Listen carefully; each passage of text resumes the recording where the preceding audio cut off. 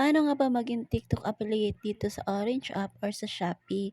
Kailangan nga guys meron kayong Shopee account at 'pag meron kayong Shopee account, ayan punta lang kayo dun sa account nyo, click nyo lang yun, may makikita kayong affiliate.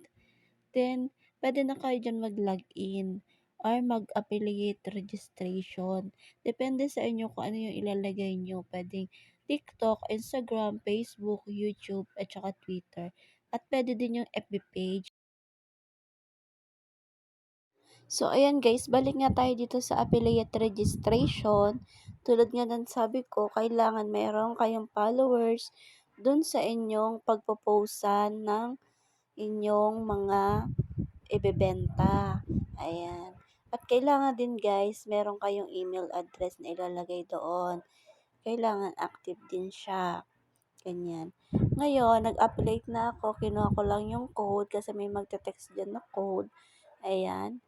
Then, balik lang tayo sa Shopee. Then, i-enter nyo lang yung code doon sa email verification code kung saan kasunod ng email address.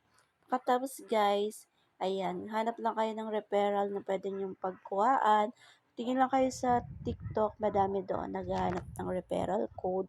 Kung gusto nyo, ayan, for example, ayan.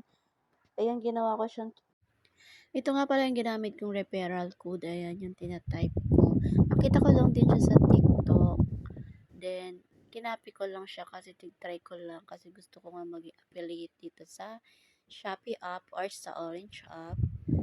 Ayan, hinintay ko lang. Then, after nyo malagay yung referral code, submit nyo lang siya.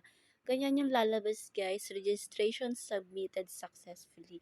Kailangan guys yung email address nyo i-active kasi doon sila mag